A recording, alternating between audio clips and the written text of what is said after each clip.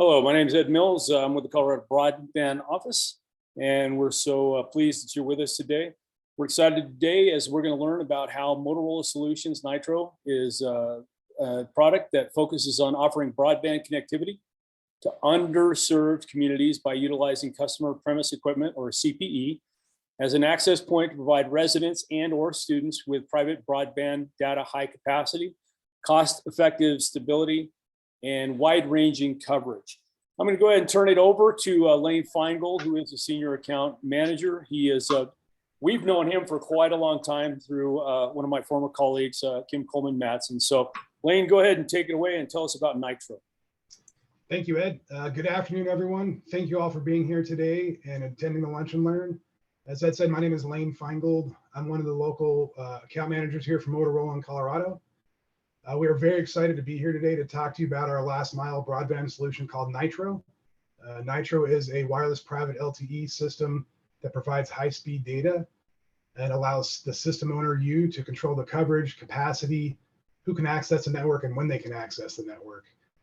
There will be contact information provided at the end of the presentation today. So if you'd like to get a hold of us to ask more questions or to have us come visit you to talk about the solution more, we'd be more than happy to.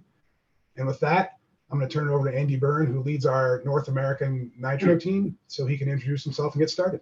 Andy. Yes, thanks, Lane. Thanks, Ed. And thanks, everyone, for participating today. I know we got a snowy day here in Colorado, but really excited to share with you, our solution. I brought my team here. Like Lane said, I kind of run our Nitro Private LTE for North America. I do actually live in Colorado. I live in Littleton.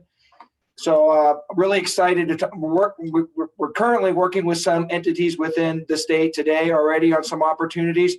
But really what we've seen throughout the country is similar opportunities popping up where cities, counties, school districts, and the communities are all working together to provide that, whether it's an underserved or unserved areas of the community, to make sure that everyone has access to the internet. I always like to liken it to when I was growing up, and I aged myself a little bit, that having a library card gave me equal access to be able to go do homework and study. Today, now everyone needs access to the internet, whether they can't get it because it's not physically there or they can't afford it.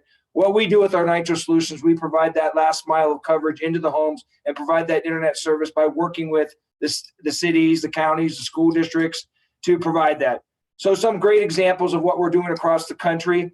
We're working with a project in San Antonio currently, which is called Beyond the Classroom. And they have 50 sites, and the city's actually sponsoring it, but the school districts, there's 5 school districts in the city of San Antonio. Their long-term goal is to cover 25,000 homes in 50 neighborhoods that they see as an underserved area. So we're working very closely with them as it stands now. Like I said, we have 50 sites up there. We're also doing some stuff with Harris County, Texas. We have a 30-site system up there as well. Yonkers, New York, Mobile, Alabama. We got just recently a big one was Mesa, Arizona, just procured a system from us for 21 sites to cover several thousand homes. So Motorola, from a experienced background, we've been in this industry for over 90 years. We've been serving state and local governments for many, many, many years, and we're a trusted, local partner. And we work closely with the communities. We work closely with the local partners to partner and provide these services to the county, cities, and school districts. But when you start thinking about the Nitro system, I know the broadband and the big push that we have is really to drive, that the underserved, mixed telehealth, or whatever it is within that community. But once you build out this network, there's a multiple of other things that you can do with this network from a smart city perspective. So beyond the providing internet access, you can do video backhaul, traffic light management, maintenance work tickets, IoT, voice integration with LMR systems. So I think we're really excited about the solution that we have. We're solving problems across the country. And I'll turn it over now to Prash, Ramani from my team, and he'll kind of walk you through our solution. So thanks, and look forward to presenting this to you guys. Yeah, thanks, Andy. So quickly, just to open up this presentation, we're going to start with a quick video. It is one of our customers in a small town in Pittsburgh, Kansas, called Pittsburgh, Kansas. It's in the southeast corner of Kansas, and they came to us kind of when COVID was just in its infancy and kind of unsure about how schools are going to operate for the foreseeable future, and they had a big problem with students not having equal opportunity and access to internet services. And so they came to Motorola asking if we had a solution, and we proposed our Nitro network, which is up and running today. And they made this quick video to kind of highlight some of the goals and successes they've had with that network. So I will play that, and then we will kick it off.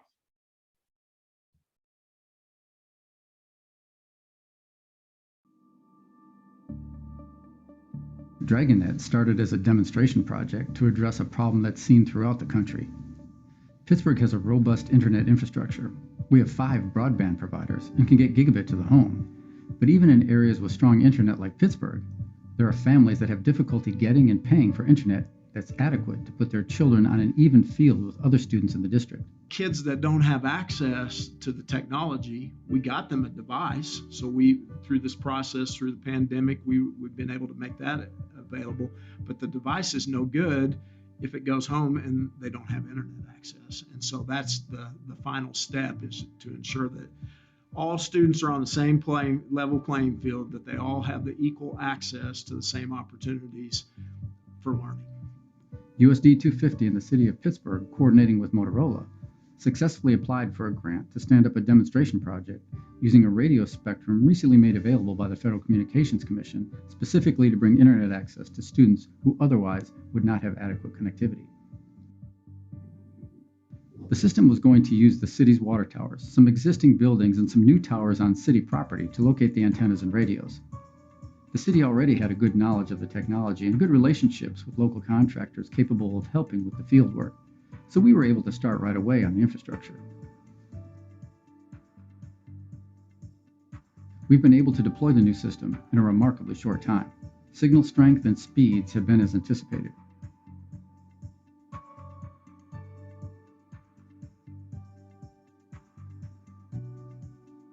Motorola has been a key component in this. They've been a really, really solid partner. They've been there every step of the way, helping us engineer this thing in record time. I think Jeff Bear told us 40 days from the start of putting this all together on the infrastructure side. We got it done in 40 days, which is incredible work. But we also had local businesses, CDL, Riddell Construction. Those companies did really solid work in making sure that this became a reality. Being able to bring good internet to our students will be a strength for our community well into the future.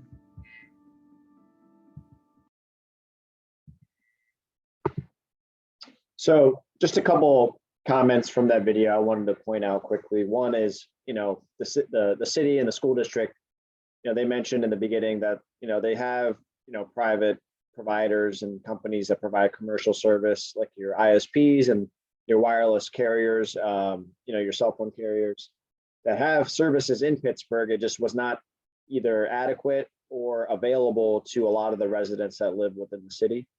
And so they needed to find an option where they could at least provide some level of service to those communities, because those communities could not get access otherwise, and were starting to lag behind, especially as classes were going remote and all homework and classwork was all done over the internet. The other thing I wanted to point out was the quickness and the ease of actually standing up the network. They mentioned, we were able to put up the infrastructure in about 40 days from once they told us to get moving on the project. So in terms of putting up something that's quick, dependable, but also a long-term solution, it's not something like fiber where it's going to take years to get the permits and dig up the ground and run the cabling underground to get homes connected. This is something that we can do quick and easy and very efficiently.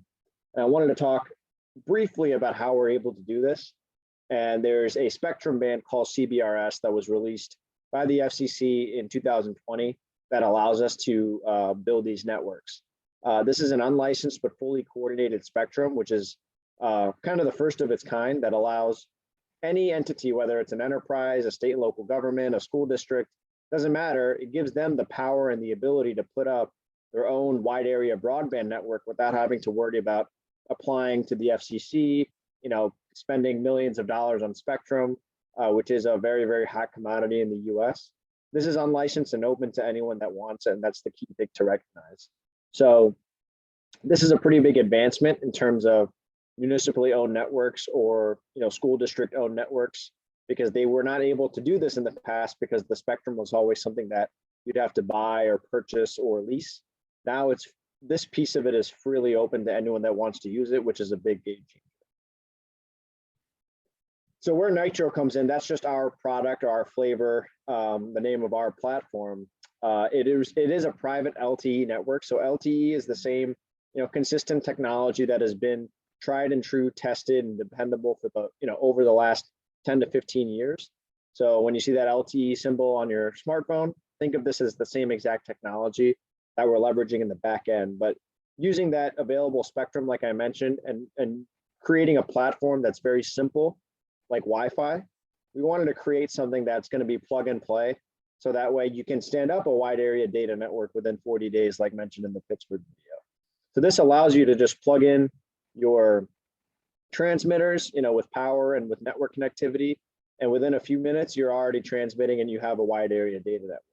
So you get all the benefits in terms of performance that you get with an LTE network, like I mentioned, tried and true over the last decade in terms of security, quality of service, reliability, mobility, really, really great capacity and range to serve all of the constituents in those specific coverage areas, but very simple to deploy like Wi-Fi, where it's just plug and play. You plug in access points, you put them on a tower, on a pole, or on a rooftop, and now all of a sudden now you have coverage, broadband coverage for all the people within that, generally about 1 mile area from each of where these radio sites would go. So you get something that's very secure as well. So compared to your public cellular networks like your Verizons and AT&Ts, which have nationwide coverage, but those are all public networks that are shared amongst anyone and everyone that has a SIM card registered to those carrier services. This is considered a private network. So you get to have control now of who accesses the network and how the data is actually used. So no data that has to go to the internet that doesn't need to. No data needs to leave the local entity's network if they choose that if they so choose that it has to stay local.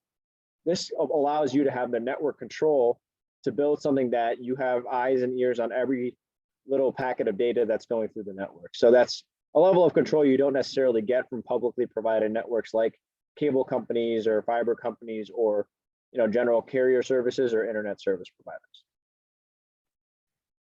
So Andy mentioned in the beginning some examples of systems that we're putting up in other parts of the country that all really have the same goal and vision of the Colorado Broadband Office is to help bridge that digital equity gap and provide a reliable service for more people at as low a cost and as quickly to production as possible, right? So Harris County, Texas is one of the biggest counties in the country. They're currently, almost done deploying a 31 site phase 1 system with about 2,000 devices, mainly focused around school districts within the county to provide some basic internet services to students that otherwise wouldn't have access to them today because they don't have great service from the wireless carriers, or they just don't have an affordable option in terms of cable or internet service coming into the home. The cool thing about this is the county also sees this as a twofold approach of solving that digital equity gap today, but county use for the wide area network once it's built out tomorrow. So while they see a need for students in those communities to always be connected using this network, they can also start connecting weather sensors and environmental sensors and traffic lights and parking meters and anything that you want to connect wirelessly, you can now connect over this network because you're covering lots of area with each site. They used, CARES Act funding and federal funding to drive the initial piece of this project, and that's how they'll continue to drive future expansions through federal funds, the infrastructure grant, the infrastructure bill that was recently passed, ARP funding. They have methods of expanding this network, and they went with Motorola because we have a proven history with them on their mission critical network. So think of our public safety two-way radio systems, consoles, video, all of that, and we were able to meet their funding deadline. So that allowed us to move quickly, efficiently to get them something that was going to meet, their needs. Once we send out this link or this presentation, there's a link to a press release as well where you can read a little bit more about it. City of San Antonio, this was also mentioned, they have the Connected Beyond the Classroom initiative, which has been publicized in local news and some national outlets as well. Right now, they have 32 sites up with the goal of expanding to over 50 neighborhoods and 20,000 devices. So to really connect all of the different underserved communities in a massive city, and that has many communities that don't have great access to both wireless and wired internet services. So again, they are looking into distance learning as the primary objective to partner with the school districts, but they also see a lot of smart city applications, such as even putting modems or trackers on garbage bins or disposal dumpsters, so that they can understand, when they're full and more efficiently plan their garbage truck routes. So they see a lot of smart city applications beyond just the digital broadband and broadband equity use case. So they chose Motorola because we have a proven end-to-end solution, very quick to design and deploy, and we have this distributed core architecture where all the data stays local, but all the management, monitoring, all the nuts and bolts of it are done by Motorola remotely to allow for really quick and easy deployment, but also something that's effective in monitoring and maintaining the system long-term. City of Mesa, this was one that recently we were awarded as through ARP funding. They were able to secure funding to build a Nitro network for closing the digital divide. So again, very, very similar to the previous use cases where they're collaborating with Mesa Public Schools to get modems into students' households so that they can get connected to the internet. So right now, the goal of this first phase is to cover 2,100 students in the specific districts within the city. And the eventual goal is to build out the entire city to cover more households. And again, for smart city applications. And there's also a press release for this project as well. So just to sum up, why all of these different entities, these different school districts, local governments are going with our solution is, there's many, many different reasons, but a few ones I wanted to point out again is that distributed core architecture for easier deployment. This reduces the burden on any broadband infrastructure groups within those cities or the network IT departments of those cities, where Motorola can do a lot of the heavy lifting in terms of management, provisioning, control, monitoring, and just leave them in control with their own data. That's what Motorola specializes in. Very, very secure network. So we take pride in the security of these networks from a cybersecurity standpoint. So we follow what's called the NIST cybersecurity guidelines. It's a federal guideline for broadband and data networks, and we meet every single pillar of the NIST guideline. So we take pride in the cybersecurity measures that we put into place in regarding these networks. And finally, we do 24/7 monitoring and maintenance. So we are always keeping an eye on these networks, just like we do our public safety mission critical networks. Those can't go down, and we want to make sure that these networks also are always up and running for the end users that are using the internet off these networks. So looking at those future expanded use cases, right? This is kind of a vision of what we see many cities, local governments, counties, school districts doing as they build out these networks long term. So we talk about, getting those users connected in their homes, whether it's underserved or unserved students or just the general population that needs a better broadband option, maybe more as a utility. But these are all just an example of other things that you can do as you build out this wide area network. You can start putting Wi-Fi in public spaces more easily. You can start connecting transit and vehicles that are either city-owned or municipally operated. You can start managing intersections, right? Whether it's crosswalks or just traffic lights. You can start backhauling video cameras where it might be difficult to get a camera out in a specific remote location. Now you can do that and get all that camera data back wirelessly. So there's a lot more that you can do now with this network as you build it out to really create smart cities, smart counties, smart states, and really bring all these entities into the 21st century and beyond. Just to give you an example, so that symbol on the top right, Ongo, that's the marketing term or moniker for this ecosystem. So really it is, like I said, it's all LTE based, which is a standard, right? We've known and seen for the last 10 to 15 years. Ongo is just to designate this specific spectrum band that we're using. Any devices that support that spectrum band will have a little Ongo designation. But really, the devices are endless at this point, right? All commercial smartphones, for the most part, support this technology. So if you build a Nitro network, you can easily add an iPhone or a Pixel device or a Galaxy device to the network and use it like a data network, right? So you can stream the internet, watch YouTube videos, go on Facebook, go on Instagram, just like you would on Verizon or AT&T. You can now do that over your own private network, which is pretty cool. There are also specialized devices, right? iPads, Surface devices, Galaxy tablets, Motorola makes a few as well. And then bridges and routers, these are the ways that we really connect people in the home use, right? Where they get a little Cradle Point modem or a Sierra wireless modem or multiple different varieties of this, where they would put it in their home and get connectivity inside their home so that they can browse the internet and use applications in their own homes. Just to give you an idea of what this visually looks like.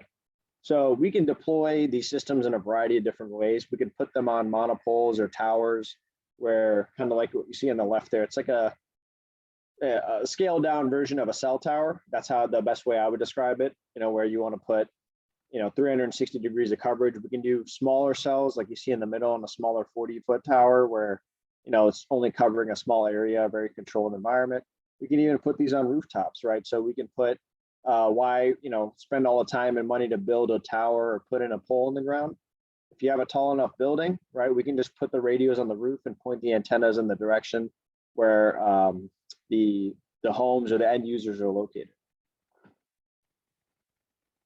What we can also do with this technology is what's called fixed wireless access. So CBRS, when you put up these sites, you can even put them on large radio towers, right? 150 to 200 feet in the air, and you can cover miles and miles from those towers. Traditional CPEs, like the ones you saw on the slide before, those little modems that go in the home, those are traditionally very low powered. So when they're lower power, it means that your coverage area is going to be a little bit smaller because they can't output enough power to talk back to these, these radio towers. But as you see on the picture on the bottom right there, we can use what's called outdoor CPEs as well. But this is more for those rural or tribal lands or areas where there's lower population density, where you need to cover a lot of ground. You can actually mount a little dish or a little access point on a home to provide connectivity to the people in that home. So by mounting it outside and giving it higher power characteristics, you can really extend your coverage area 2-3+ miles, even probably up to even 5 miles in some cases, depending on the coverage area. You can really extend out your coverage. So in the previous examples I've shown with Harris County, San Antonio, which were more, densely populated, we're getting about a mile of coverage per site. Once we get into these areas where we're mounting access points externally on the rooftops or on people's homes, you can extend that coverage even more, 2-3+ miles. So you can get more people covered in some of those rural areas as well. Some of the other advantages of a hosted core, like I mentioned, right? We do all the control, the monitoring, the provisioning, and just give our end users, our customers, access to their own data and something that's fairly hands-off from an IT burden, right? We don't want to give them a ton of things to manage and maintain on their own because they're already busy enough as it is. So we take care of kind of the heavy lifting in the back end, which minimizes the upfront infrastructure investment. We do all the firewall protection, malicious code and vulnerability scans, penetration testing, all the things that were required to operate this network. We take care of in the back end with the whole full staff of engineers and LTE specialists that do this every single day.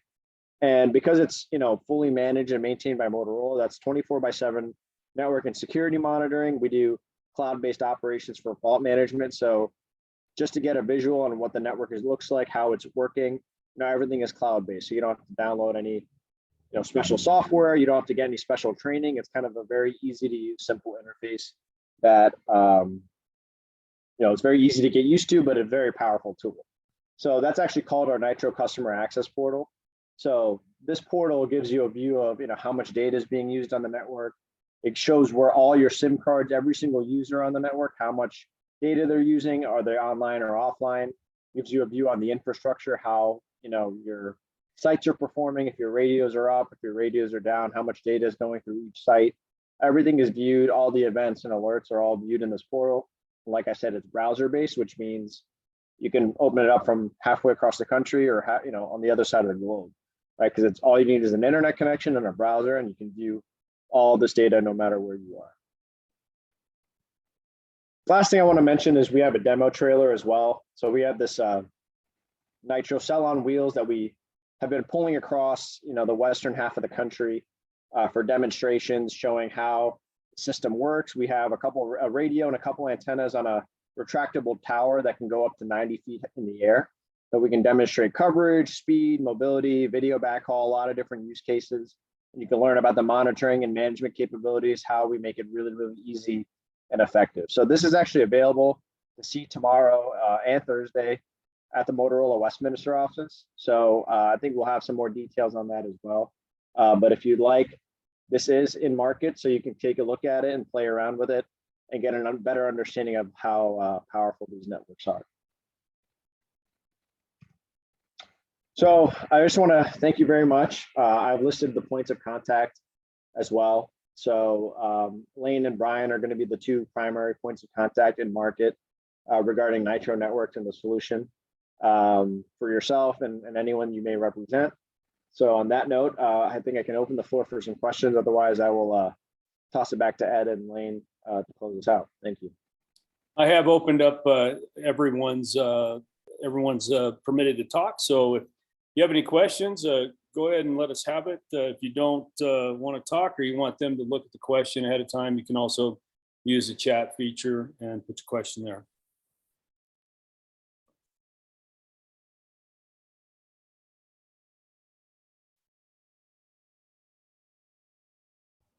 Looks like Stefan has raised his hand.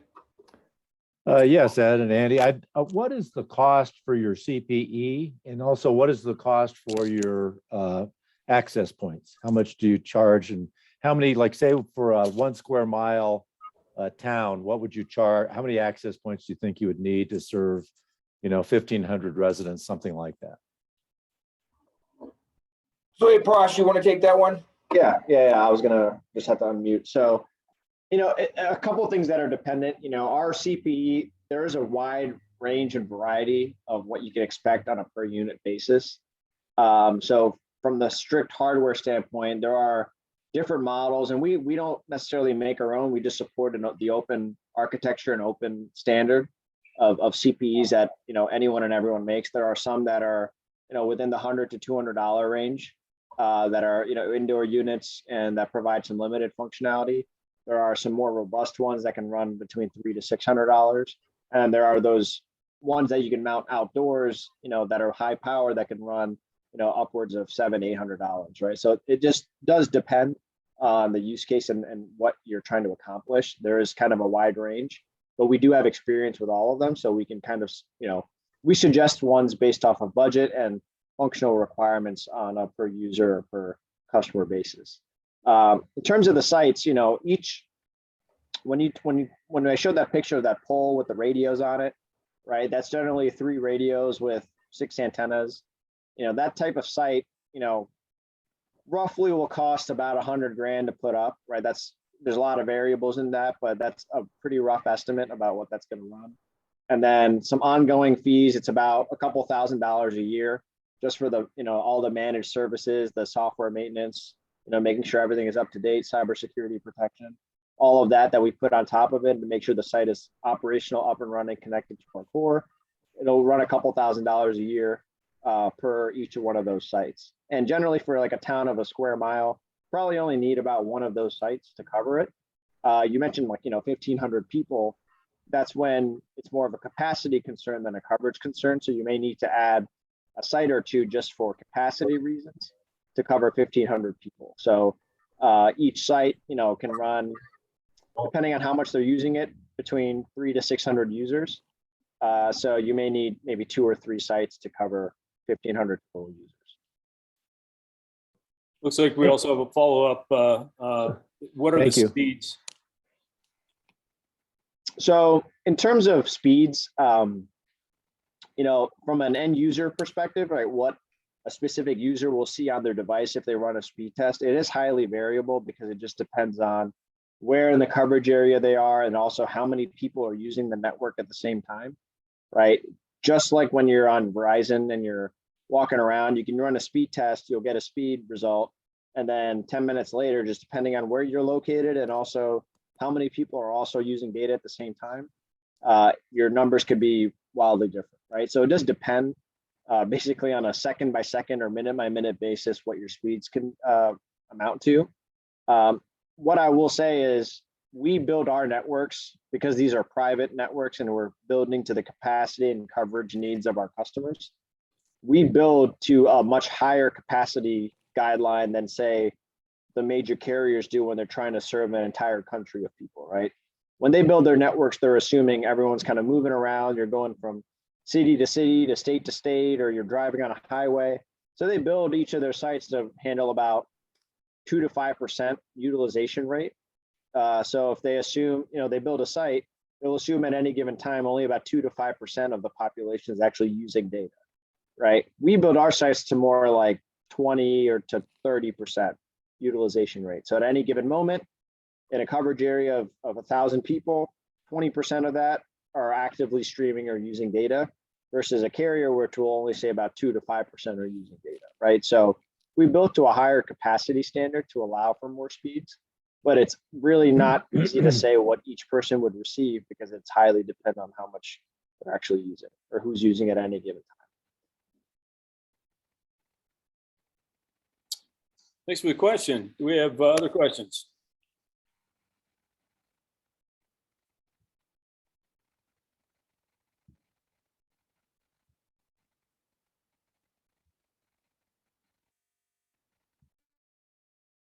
That usually means that you've done such an exceptional job in the presentation that you answered all the questions. Take just another second. Anyone else have any questions for the team about this solution?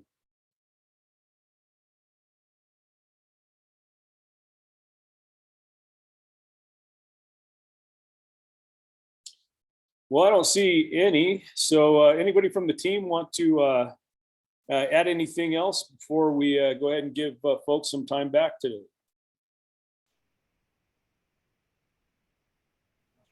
No, we just really appreciate the time you gave us, Ed, here to talk to the group. And again, if there's any questions or anything else we can do for you to get more information about Nitro, please contact myself or Brian. Our contact information is on the screen right now. So thank you very much.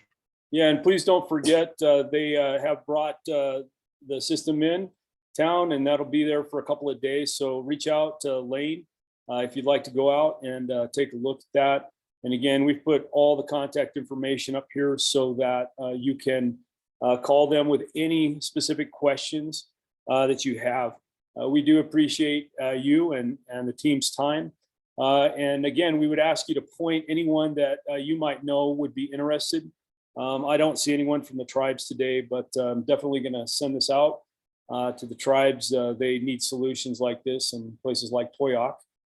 So this will be video on demand on our website at the Colorado Broadband Office website.